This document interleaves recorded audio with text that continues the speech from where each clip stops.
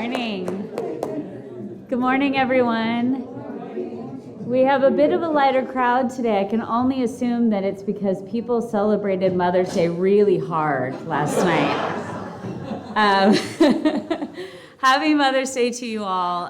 Whether you have a mother, you mother somebody, you nurture somebody, you have your own kids, whatever. Let's just all say it's for us today. Yeah, right? I want to give a special shout out to my mom, Lynn. Hey, Mom. Who's watching from Sacramento. And she's also watching with my 97-year-old grandmother. Yes. Yeah. She turned 97 on Tuesday this week. Yeah, and she's still got a wicked sense of humor. I told her about how I had gone to the DMV not too long ago, and I had seen an elderly gentleman flunk his vision test, which was a bummer for him. Maybe not a bummer for us, but a bummer for him. And so I was telling her about it, and I said, Grandma, if you ever want to get back in the driving game, I feel like I learned a lot from watching the mistakes that this gentleman made. And she goes, oh, yeah, do you think I should buy a new car? Should I get back out there? And anyway, she understood that I was jesting, and my mom looked very concerned for a moment and then realized that both of us were having a go. So anyway, Grandma is not driving. I want to invite all of you to silence your cell phones at this point. You may want to leave your phone, though, where you can see it, just in case you get a call from your mom. You don't want that to go to voicemail.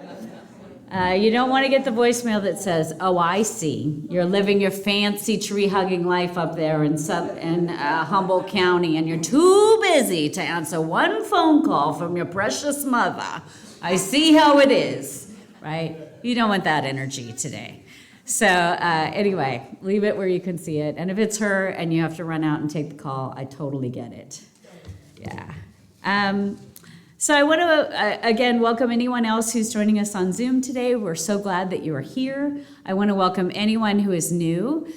We have some copies of our newsletter for our newcomers out in the lobby today. I want to welcome back Reverend Angelica, Corinne,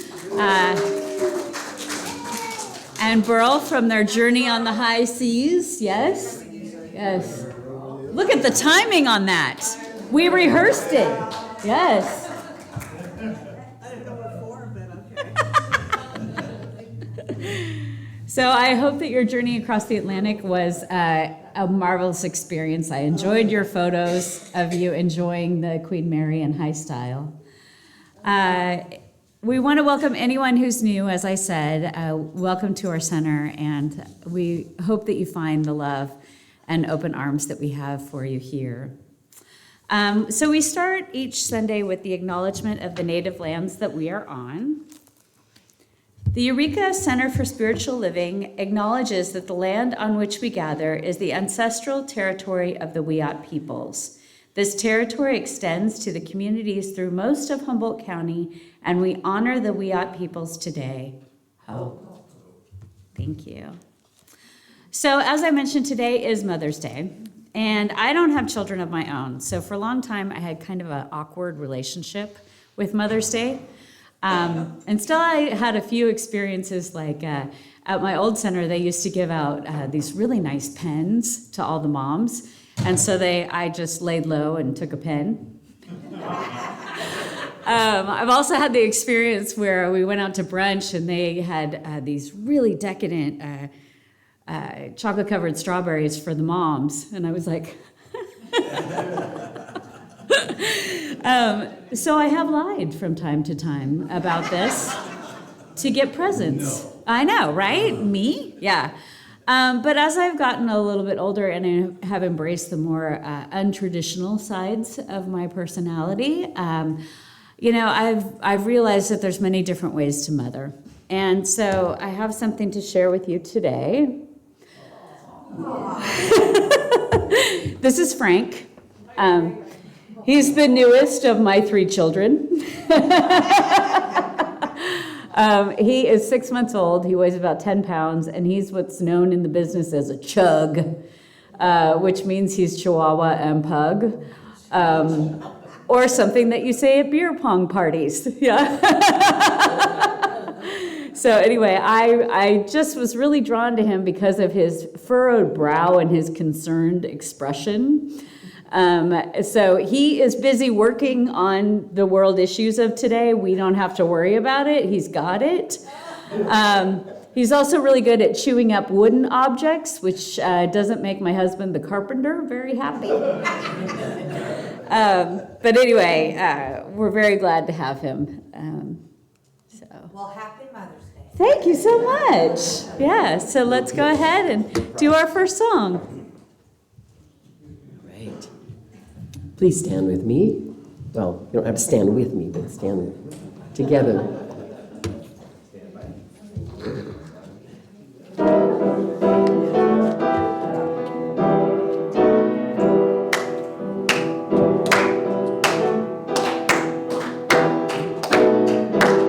Gotta put one foot in front of the other and leave it out.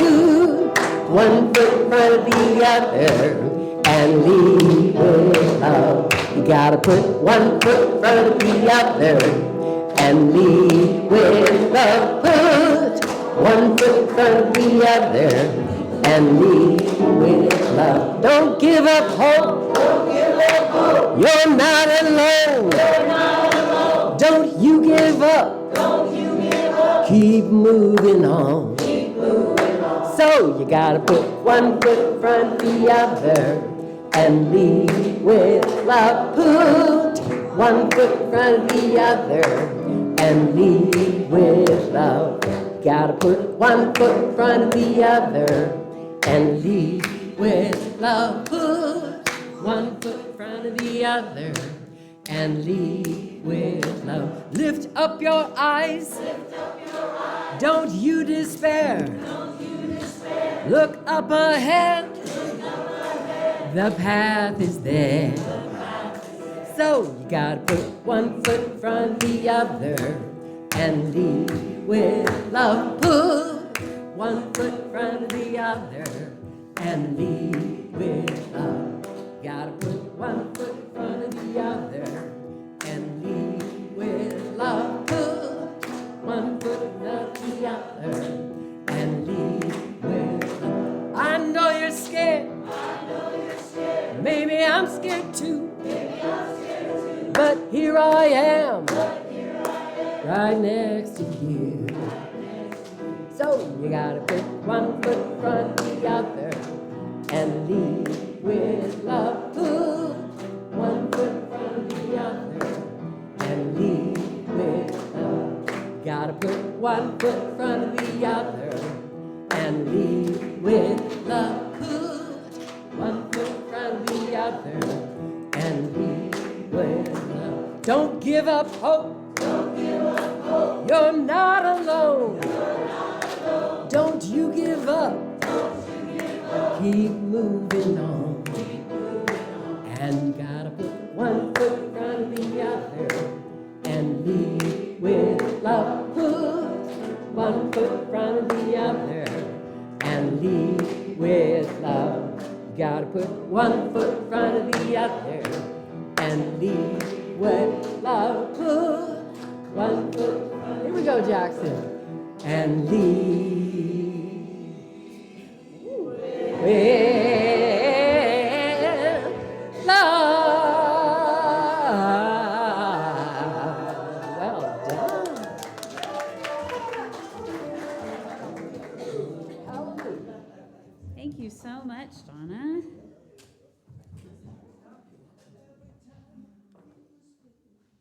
So to start us off today, let's go ahead and start with our affirmation.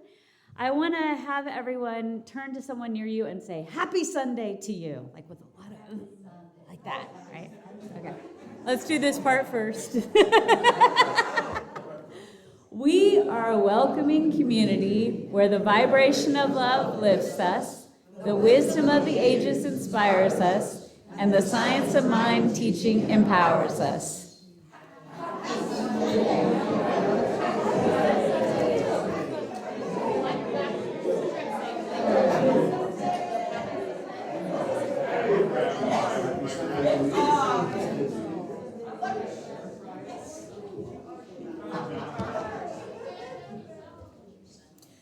So here's this week's lineup. It is literally chock-a-block with things for you to do this week at the church. In fact, it's the kind of week that you might want to consider getting a cot and a sleeping bag, packing some pre-packed lunches, and just, setting up shop in the social hall and making this week your spring summer camp, right? Church camp doesn't have to be just for kids, right? So there is a lot going on, and so there's a couple things we want to highlight for this week. The first off is the new class with Reverend Angelica. Do you want to say anything about this? Great.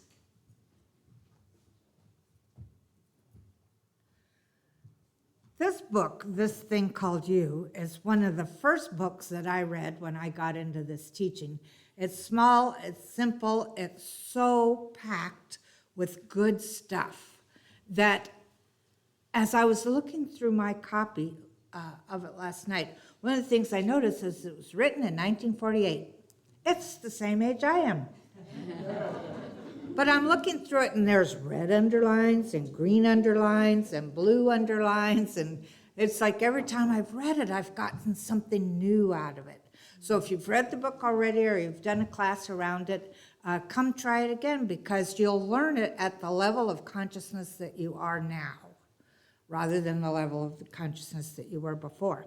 And the other thing I need to say is if you're planning on taking this class, you need to put your name on that list over there, because tomorrow I'm going to Staples to print out all the workbooks, and you want to have a workbook. So make sure I have your name. Thank you. And this class starts this Wednesday. There's a morning class in person and then an evening class online. So 2 opportunities to make it work for your schedule. Also, Brave Vulnerable Conversations is back this Thursday. You don't have to attend every week. It's open to everyone. And it's at Thursdays at 10 a.m. Also, while Reverend Angelica was away learning how to boogie board in England, we had 2 wonderful speakers, Reverend Lynn Fritz last week, and then our very own Lorna McLeod. And Lorna is a fabulous speaker and a fabulous writer. And if you missed either one of their talks, I really encourage you to get on YouTube, get on our website, and watch those. There was a lot of good information in both of their talks. On that note, Lorna is back hosting her writing group for the Love of Writing on this Friday. So there you go. There's your Friday plan. And then on Saturday, the men's group is meeting in the afternoon. See Edward if you have any questions about that. Later, we skipped a slide. Sorry. Let's go straight to the exciting stuff, okay? All right, so on Saturday, this is our major event for the week, all right? This is Lorna's 80th birthday party, right? Yeah. And it's a potluck, and it's in the evening, so all of us can, do whatever it is we have to do during the day and then show up here and celebrate her. It is a potluck. There is one caveat. And that is whatever dish you bring, please no garlic.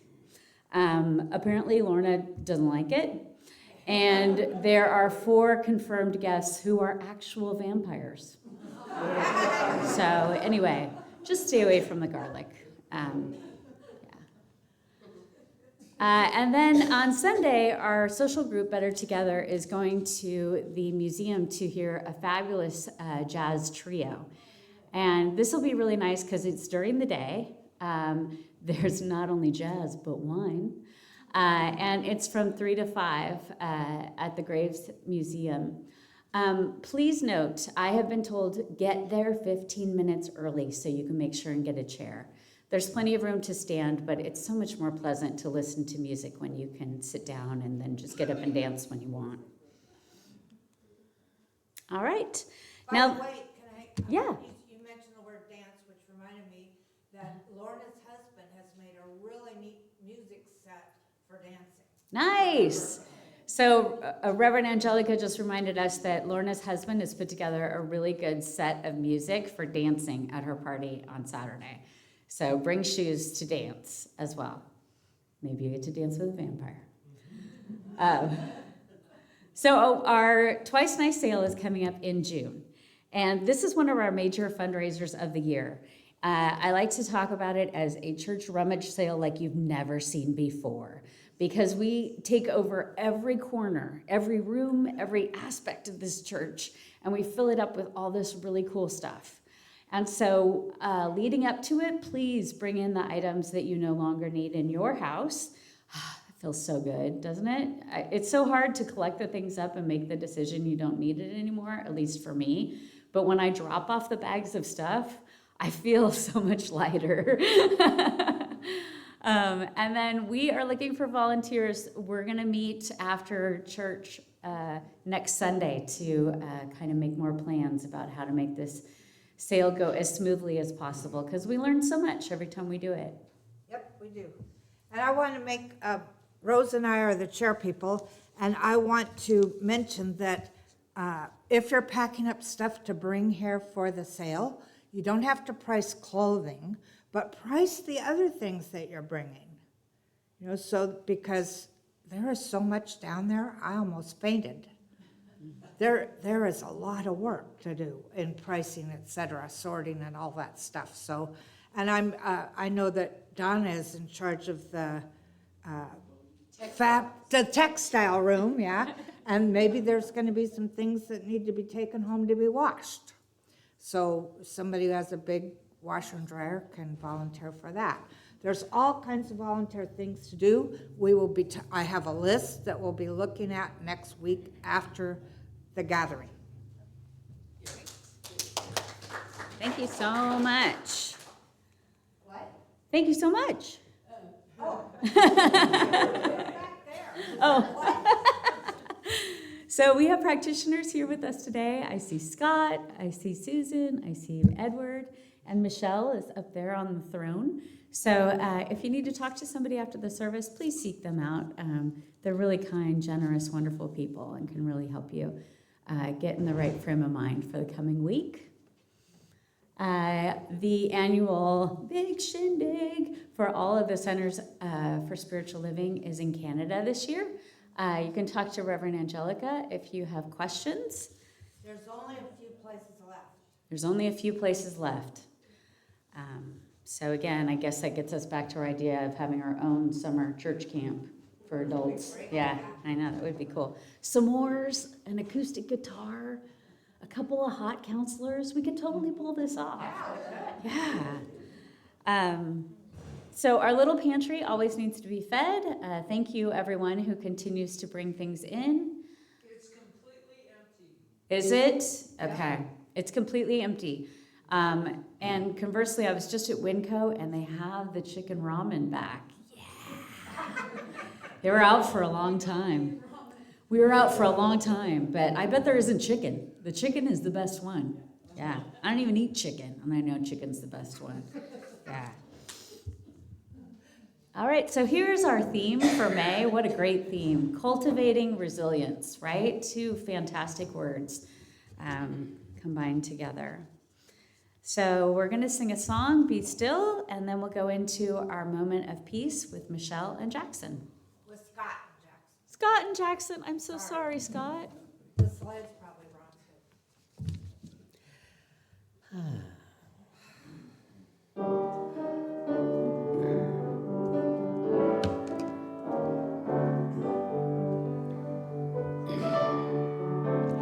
Be still, in quiet and in peace. We know the joy of wonder of release. In this sacred place, all troubles disappear. In this secret place, there is no doubt or fear. Be still and know that faith has made us whole. Renewed are we in spirit and in soul. The light of truth within shines forth that we may see. Perfect peace is ours eternally.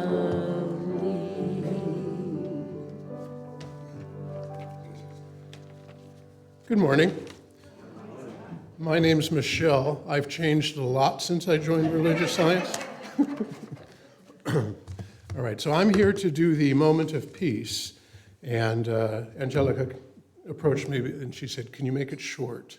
And I had a lot to say, so I wanted to double the speed. So I'm just going to do every other word, and I figure you'll pick it all up in between.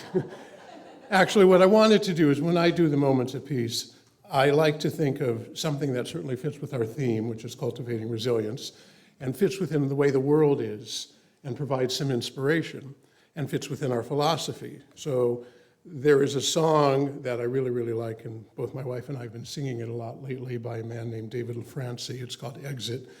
The theme in this, the chorus in the song is rich or poor and young or old, some of us carry a heavy load. And with that in mind, I think we might be carrying a heavy load, so I have some quick quotations from people in the New Thought philosophy about how to get through tough times. So I will read them to you. I also had bios, but I will skip the bio, so if you don't know the person, tough. You'll just have to deal with it. Ernest Holmes, him you'll know, said, "In the midst of darkness, let us affirm the presence of light. In the midst of doubt, let us affirm the presence of faith. In the midst of despair, let us affirm the presence of hope." Thomas Troward, one of his influencers, said, "The law of flotation was not discovered by contemplating the sinking of things, but by contemplating the floating of things which floated naturally." And I wanted to look up what that meant, and what he meant was, if you're trying to create progress or solve a problem, don't obsess over what's going wrong, those things that are sinking. Instead, focus on what works and what's uplifting and what aligns with your goals, the things that float. Emmett Fox, a popular New Thought minister, said, "There is no difficulty that enough love will not conquer, no disease that enough love will not heal, no door that enough love will not open." Florence Scovel Shinn, known for her wit and wisdom, said, "Every great work, every big accomplishment has been brought into manifestation through holding to the vision, and often just before the big achievement comes apparent failure and discouragement." Joel Goldsmith, a mystic and spiritual healer, said, "Stand still, be quiet, let truth reveal itself. That's all. Truth operates by itself, silently, powerfully, eternally." Two more. Neville Goddard, who was simply known as Neville, from Barbados, said, "Dare to believe in the reality of your assumption and watch the world play its part relative to its fulfillment." And the final quote is from Joseph, there's two more, from Joseph Murphy.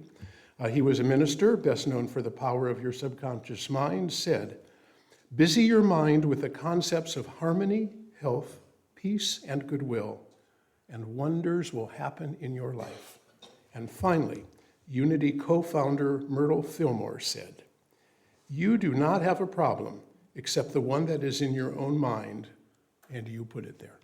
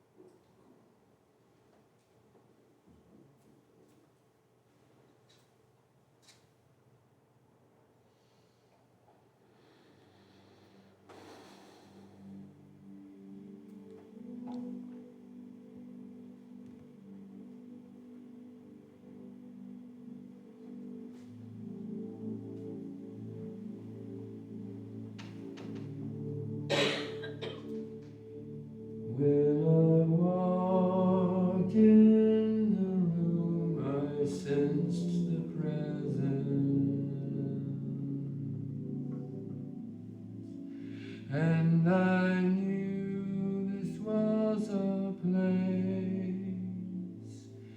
where love abounds.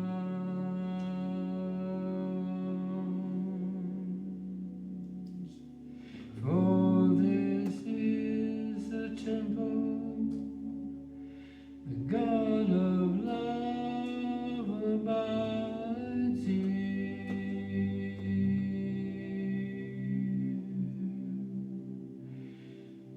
We are standing in the presence on holy ground.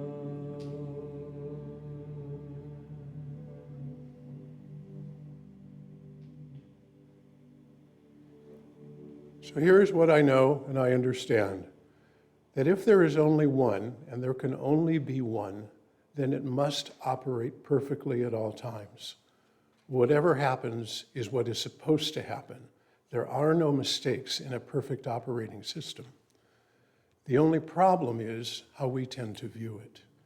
And knowing that if I then change my view, I will see the perfection that is in everything, I let those events, those feelings, those thoughts that seem hard and harsh and imperfect, I wash over them with love, and I realize that they too are part of a perfect system, as am I. And as I realize the power and perfection of myself, of each of us, of the way the world operates, I feel relieved, I breathe more easily, I am happier, more content, and I accomplish more, in effect making it even more perfect. And for that knowledge and the understanding that that is the way the universe works, and all I have to do is get out of the way and let it do its thing, I am grateful, and I am happy, and I am excited. And I release these words into the law of mind, knowing that they have already been happening. And I say, as do we all, and so it is.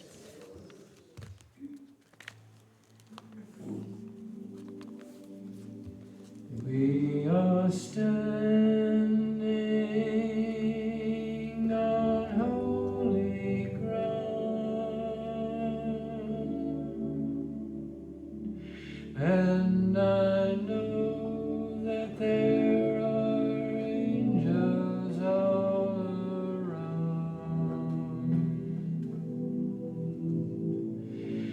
Let us feel God's love right now, that sweet presence here with us on holy ground.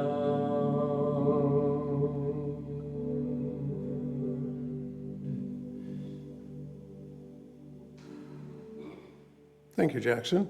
Now, hopefully, having her sea legs gone and back to her land legs, Angelica will come up here and do her talk of every other word. Thank you.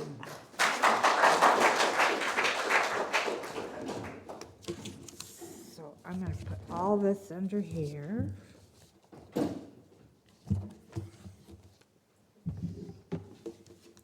Good morning, everyone. And happy Mother's Day. Because it is Mother's Day, and because the world is celebrating, much of the world is celebrating it, I know that let's just take a few moments to honor all that have mothered. It's not necessarily women that mother, it's everybody does in some way. And when we recognize this idea of mothering, I want us to remember that there's all kinds of emotions attached to it. There's joy, there's grief, there's gratitude, there's complexity. And so I'm gonna ask you to close your eyes for a minute. And first of all, take a breath, and then be grateful for all who mother children. That means your mother when you were a child, and all the mothers throughout the ages. And maybe you might even say a little word of gratitude for mothers that gave us life.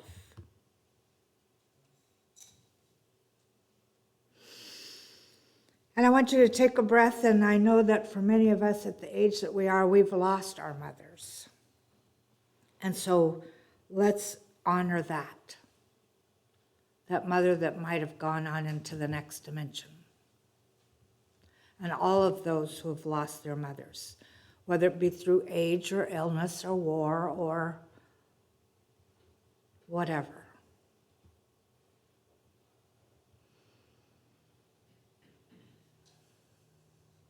And then take another breath and allow yourself to honor those who never knew their mothers or those who longed to be one and were not.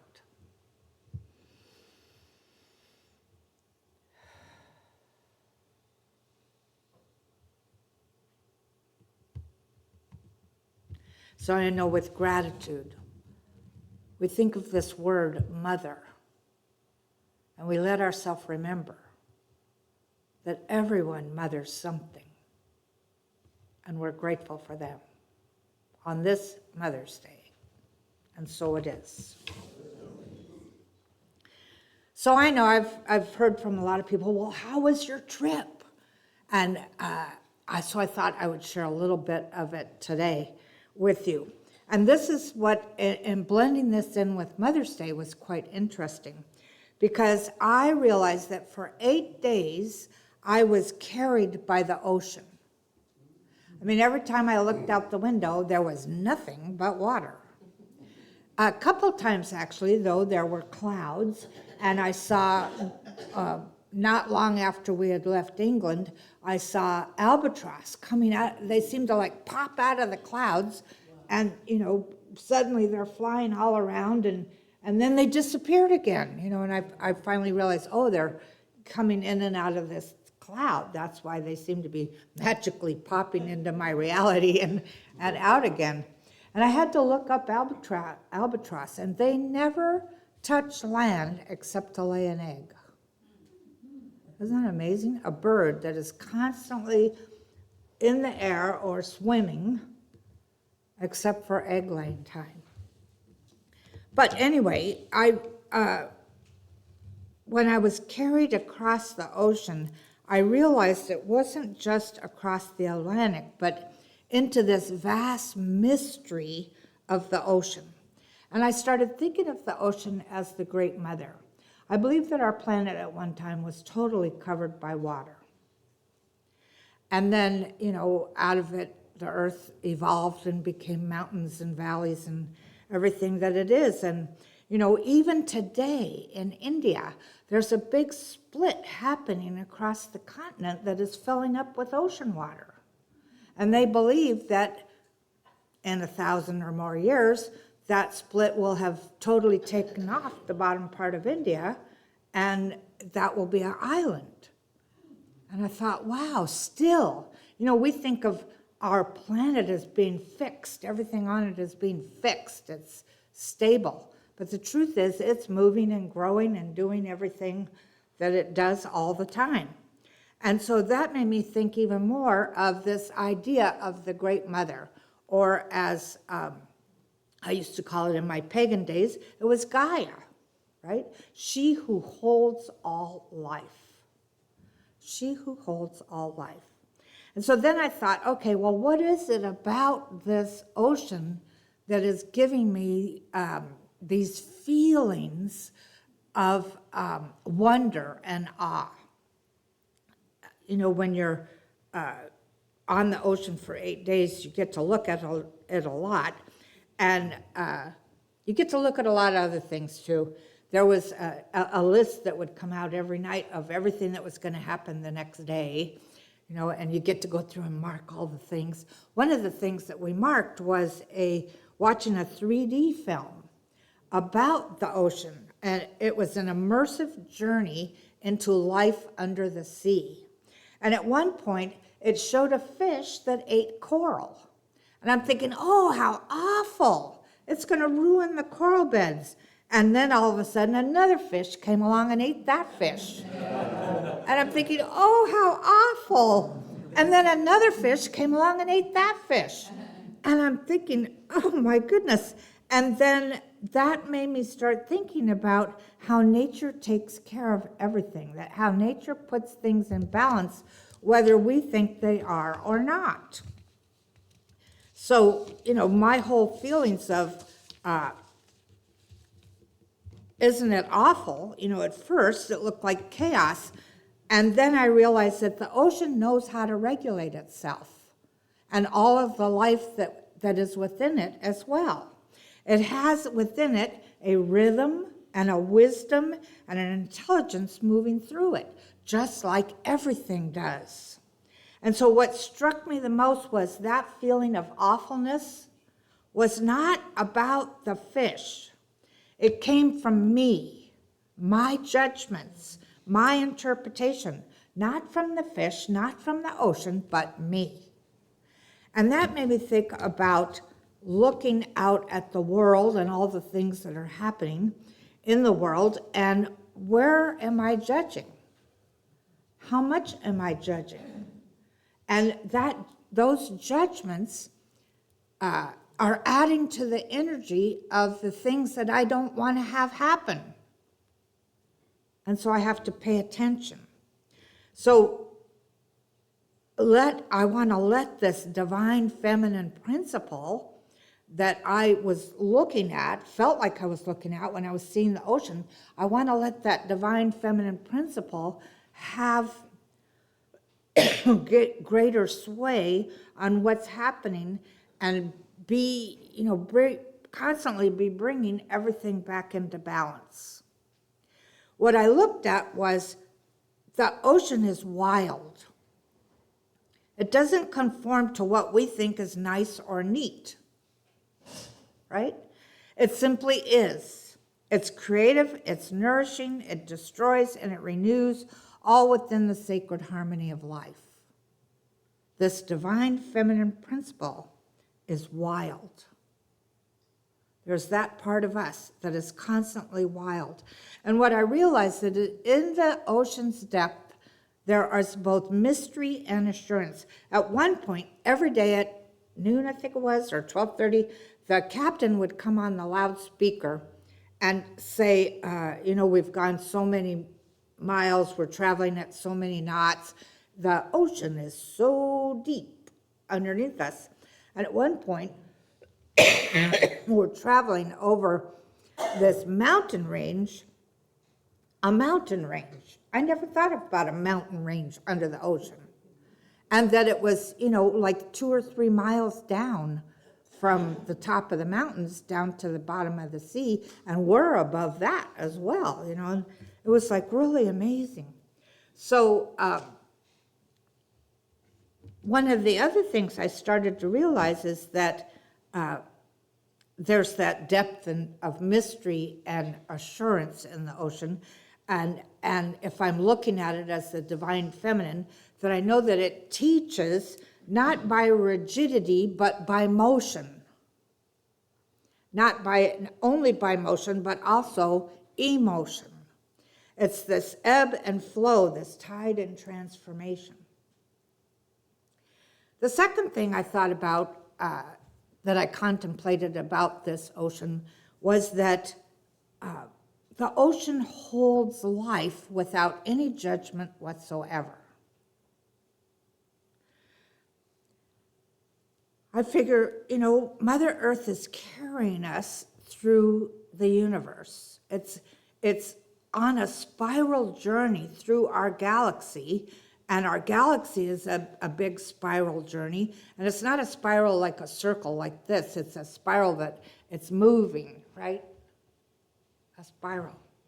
And everything in it is, when you just stop and think about the fact that this planet is moving pretty quickly throughout our galaxy is moving pretty quickly throughout our universe, I feel like a fly or a gnat, a little something on the surface of the planet. Thank God that it doesn't speed up so we all go, whoa, So Mother Earth is carrying all of us. It's carrying us, it's carrying the gentle people, it's carrying the troubled people, it's carrying the seekers, it's carrying the skeptics, it's carrying the people that we think are evil, it's carrying the people that we think are good. It's carrying all of us. And it does not withdraw its support because of our behavior. The only thing that withdraws support, well, actually, the planet makes us realize what unconditional support feels like if we really get into it. And the only thing that makes it feel like any support has been withdrawn is, once again, our own feelings. We bring it up in our own minds. We think, oh, they don't love me, or they don't like me, or whatever, right? So I thought to myself, well, what if we practice nurturing ourselves and others with that same non-judging presence? How can you look at what's happening in our country without judgment?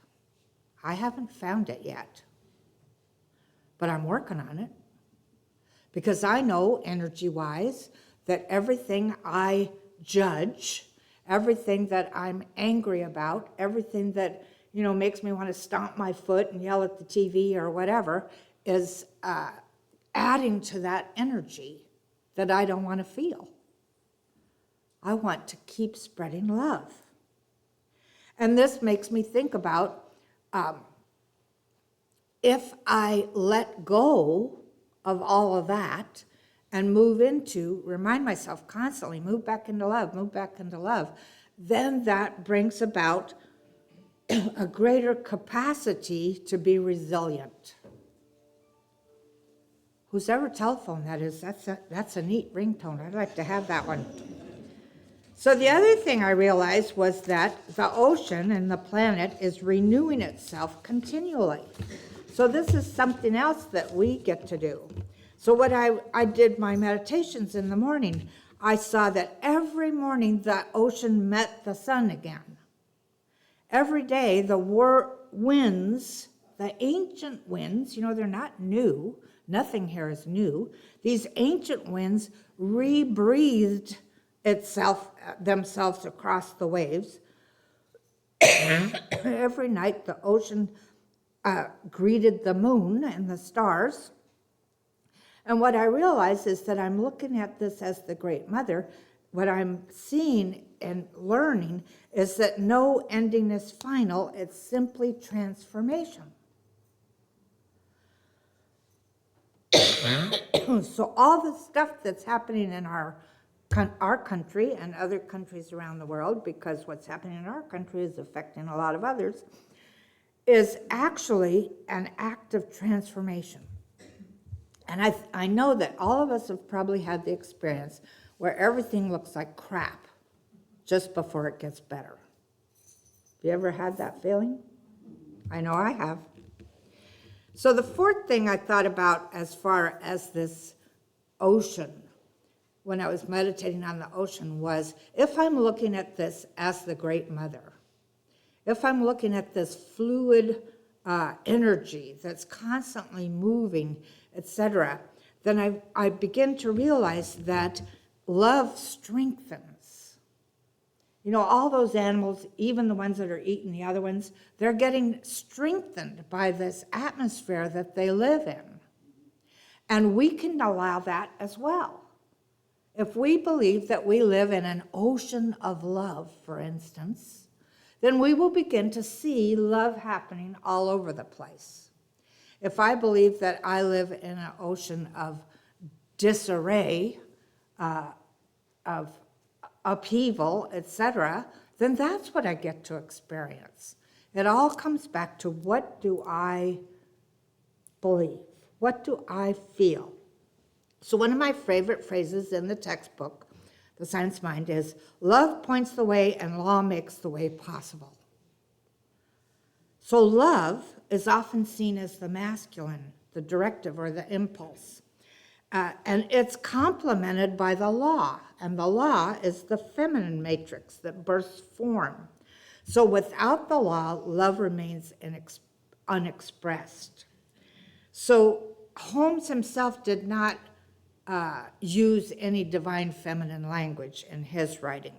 But many New Thought thinkers, some that Scott mentioned this morning, I thought of Emma Curtis Hopkins, Nona Brooks, Myrtle Fillmore, they openly spoke more of God in feminine terms.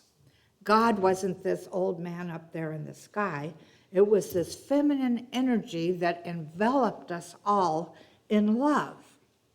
So what I heard these women saying is that each one of us is held by the nurturing presence of the divine. The love of the mother is not limited to human forms.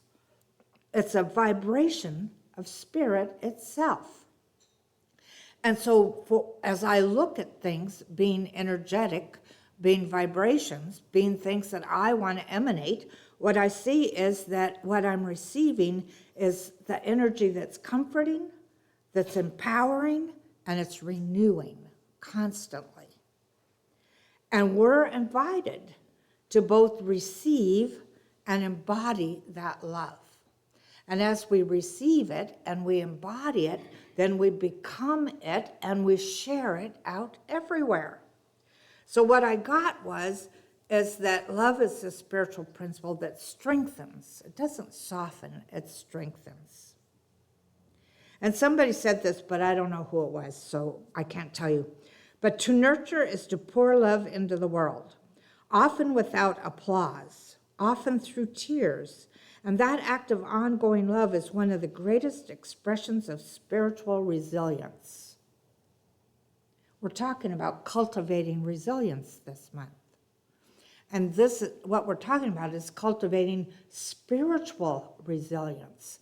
That thing where we realize that no matter what is happening in the energy fields out here, if I'm centered in love, then that is what I'm going to experience, is love and more love and more love. So I'm going to invite you this week to really allow yourself to cultivate this inner resilience through love. And I want us to not only celebrate Mother's Day today, but celebrate the divine strength that nurtures us all, and that sacred invitation to share it with others. We don't get things to keep. We get things to share. ChatGPT, my friend Sage, as I call it, wrote this poem. She is the one, with a capital O, beneath us, the one around us, the one within. She holds continents on her lap and lilies in her hands. Her lullabies are bird calls, her tears are spring rains, and her breath is the wind that stirs both storm and soul. She teaches us how to bend without breaking, how to hold without clutching, how to rise not in resistance but in rhythm. She is the great mother, and today we remember she is within us too. So let's take a breath and go into prayer.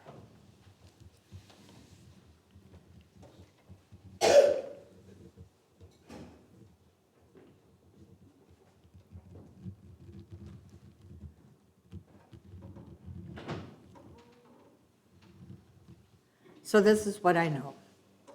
There is only that great oneness. Just like the ocean. Just like that ocean water that is absolutely in everything.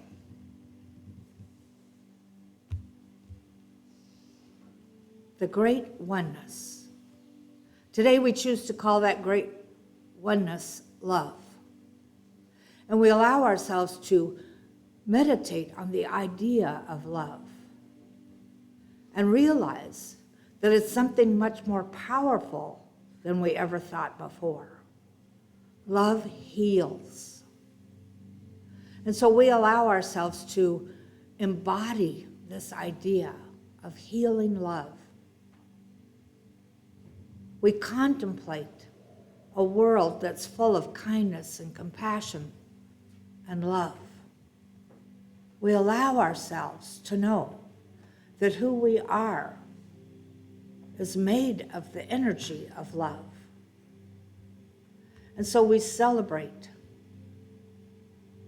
this idea of being love. We celebrate knowing that spirit is love, and that the spirit is not just a being, it is an energy, the only energy there is.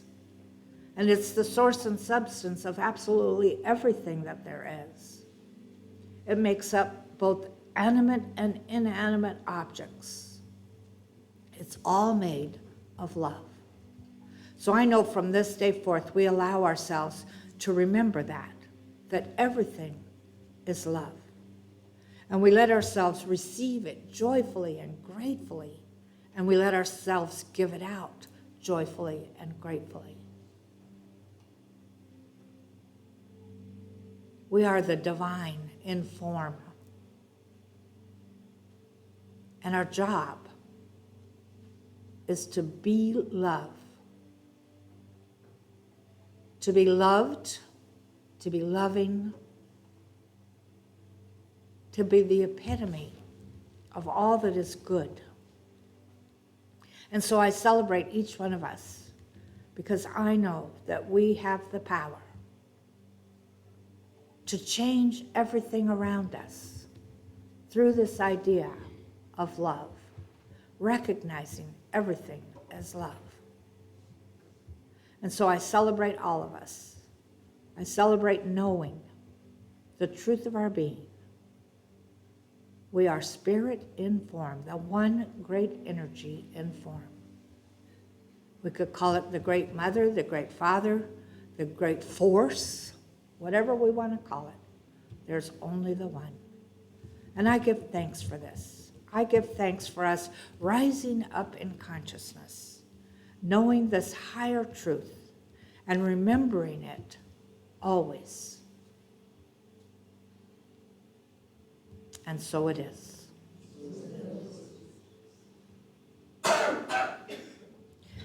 When I was doing that treatment, I remembered something that happened yesterday. I was out in my yard and I was looking at my roses, which over the 10 days that I was gone suddenly have big fat buds on them, and I can't wait to see what they look like.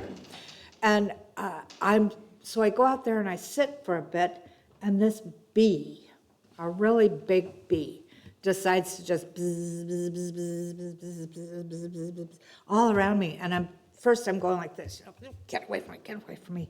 And then I remembered what I was going to talk about this morning. I thought, that too is God. That too is God.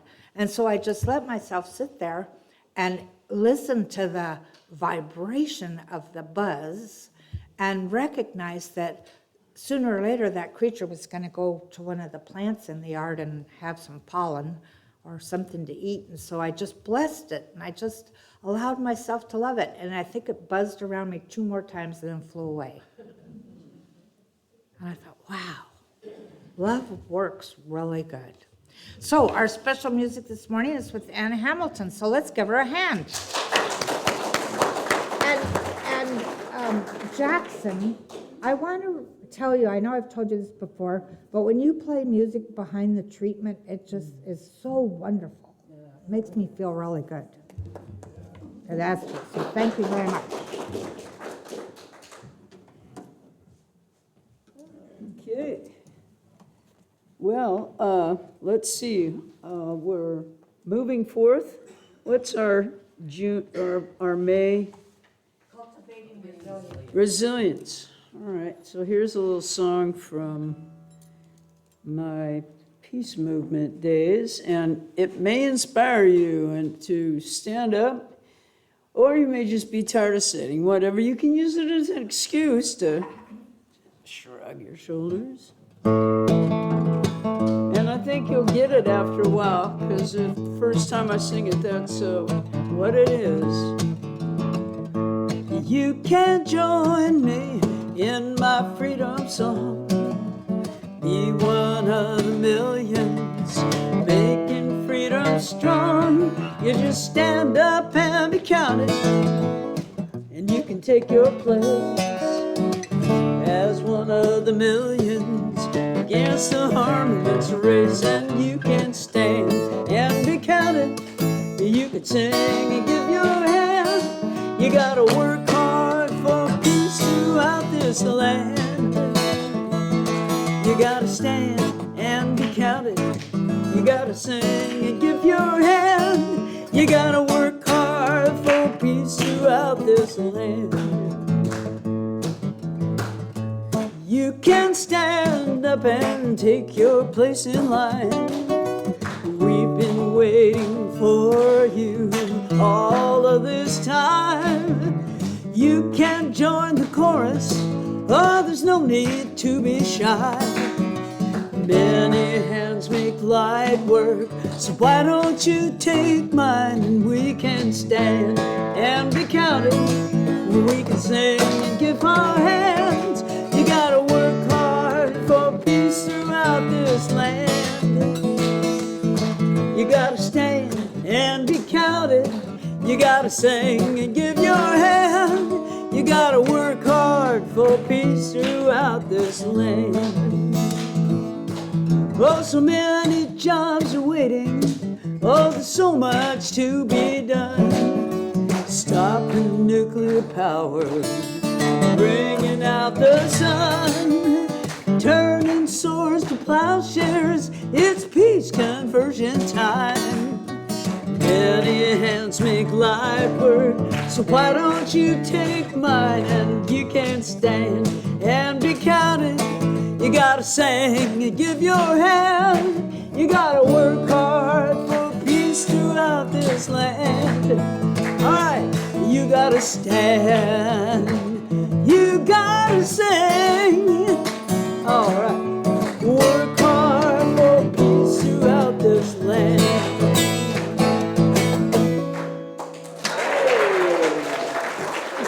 Thank you.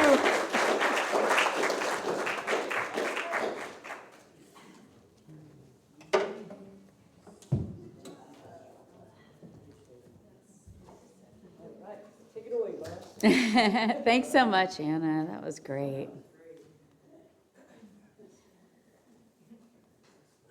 All right, so now it is time for the sharing of our gifts. So if you'll join me.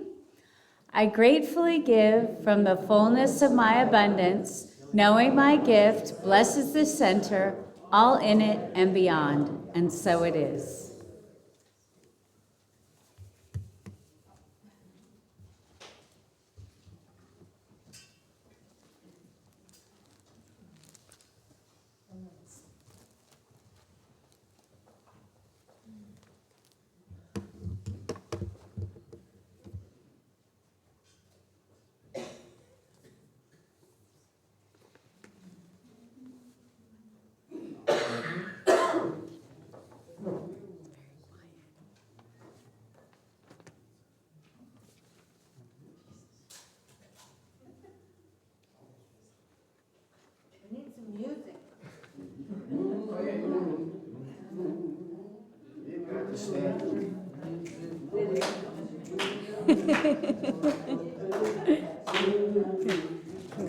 Hey, little pretty one.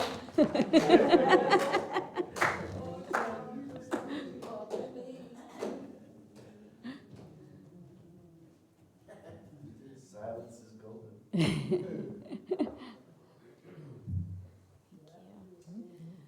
So on behalf of the center, I accept these gifts, these investments in our community and beyond, and know that they are given with love and the wisdom and the knowledge that they will go further than they could if we just all kept them to ourselves. And so with that, I say, and so it is. Thank you. Is there someone who would like to read our statement of inclusion? Yay, thank you. We, the Eureka Center for Spiritual Living, are a community that celebrates diversity, fosters inclusion, champions inner work, and create space for brave, vulnerable conversations. We are a community that honors the unique emanation of God that each person embodies and advocates with people for human rights and dignity for all. We are a community that blesses each other, sees sacredness in all life, remain learners and listeners so we may grow together, and understands that oneness is not sameness. Together, we know our beloved community is revealed more fully when we love each other well. I hope. Please stand and join a circle and we will sing the peace song.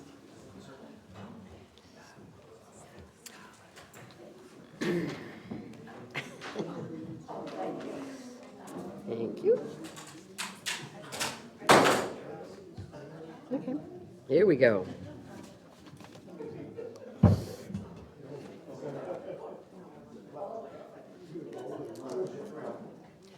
Stretch an arm, make a friend.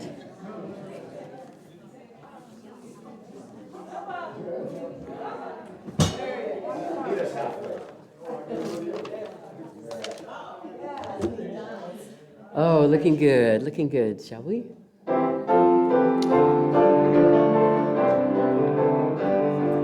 Yes, there is peace on earth, and yes, it begins with me. Yes, there is peace on earth, the peace that was meant to be. With God as our power, loved ones all are we. Yes, we walk with each other in perfect harmony. Yes, peace begins with me. Yes, this is the moment now. With every breath I take, yes, this is my joyous vow. To take each moment and live each moment in peace eternally. Yes, there is peace on earth, and yes, it begins with me.